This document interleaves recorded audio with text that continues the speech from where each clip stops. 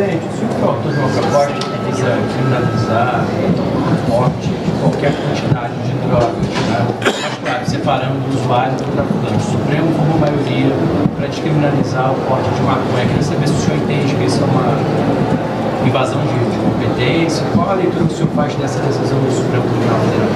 Olha, eu considero, primeiro, que nós temos sempre que pregar o respeito às decisões judiciais, quaisquer que sejam elas, nós temos que respeitar e, eventual discordância, ao caminho próprio das discussões, através de recursos, através de leis que possam ser votadas no Congresso Nacional, jamais qualquer tipo de hostilidade a decisões judiciais e muito menos aqueles que as proferem.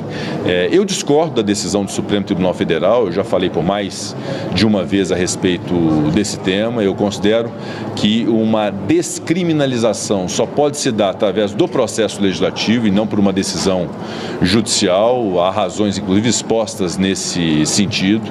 Essa questão das drogas e da descriminalização das drogas é uma ideia que é suscitada em diversas partes do mundo, mas há um caminho próprio para se percorrer nessa discussão, que é o processo legislativo, a própria consideração de determinadas substâncias como substâncias entorpecentes ilícitas, ou seja, há um critério técnico para se dizer se uma substância deve ser considerada um entorpecente ilícito ou não. E há um rol nesse sentido estipulado pela administração pública através da Anvisa, assim como há uma lei que disciplina que substâncias ilícitas entorpecentes, quaisquer que sejam elas, quem as porta tem uma consequência jurídica. Se porta para consumo, há uma consequência leve, e quem porta para tráfico, uma consequência grave. Então há uma lógica jurídica, política, racional em relação a isso, que, na minha opinião, não pode ser quebrada por uma decisão judicial que destaque uma determinada substância entorpecente, invadindo a competência técnica, que é própria da Anvisa, e invadindo a competência legislativa, que é própria do Congresso Nacional. Então é basicamente isso. Eu acho que a discussão sobre legalização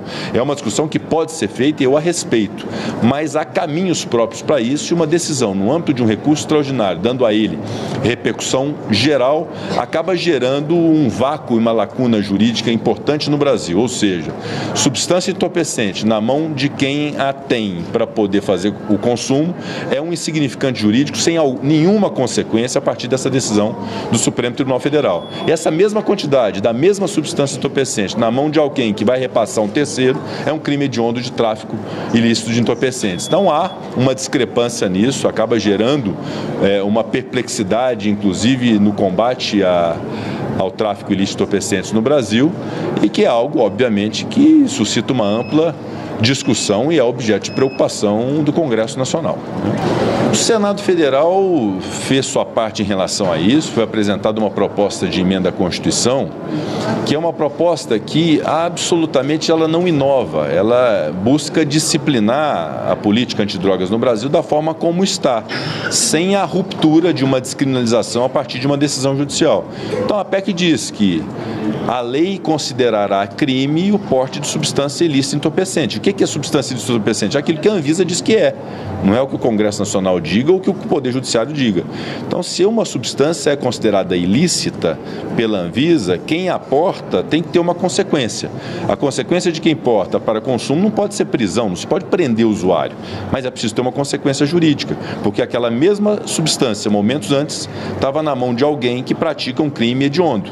Quando se tem uma decisão que descriminaliza uma parte sem descriminalizar a outra, você acaba punindo severamente alguém que repassou, e aquele que detém a mesma substância entorpecente não tem consequência jurídica alguma, porque há uma lacuna legislativa em relação a isso. Não é simplesmente uma desclassificação de um ilícito penal para um ilícito administrativo. Não há ilícito administrativo concebido. Há um ilícito penal na lei dos crimes de drogas, né, na lei 11.343, que é o artigo 28, que uma vez declarado inconstitucional, realmente ficará essa lacuna normativa, essa lacuna de efeitos práticos desse tipo de conduta no Brasil. Eu repito, não é uma discussão sobre se maconha faz mal ou não, se ela deve ser legalizada ou não. Essa discussão até pode existir mesmo, é bom que exista. Eu vou até ter minha opinião em relação a ela. Mas é uma discussão de método e de forma. Quando se descriminaliza uma conduta que é típica e criminalizada pelo Poder Legislativo, isso se dá numa decisão judicial, isso gera realmente uma distorção grande no ordenamento jurídico e no próprio combate a esse tipo de crime no Brasil. Não, Nós fizemos nossa parte, votamos a proposta de emenda à Constituição, ela foi aprovada e agora a Câmara dos Deputados tem o seu tempo de reflexão, inclusive uma reflexão à luz dessa decisão do Supremo Tribunal Federal, não só em relação ao processo legislativo dessa proposta de emenda à Constituição, mas instar também a Anvisa sobre a reflexão acerca da maconha. Se o Supremo assim decide, a Anvisa tem a maconha no rol das substâncias ilícitas entorpecentes, juntamente com outras tantas, né? Então, como é que fica essa questão a partir dessa decisão do Supremo Tribunal Federal? O que eu acho inusitado é que depois de 35 anos de vigência da Constituição Federal, agora se aponte uma inconstitucionalidade no artigo 28, que inclusive coibiu a existência de droga no Brasil durante muito tempo, né? Então, tudo isso vai ter que ser objeto de um amplo debate, de um amadurecimento, inclusive com a sociedade, mas que isso não represente, de fato, eu espero, um libera geral em relação à maconha ou qualquer tipo de droga.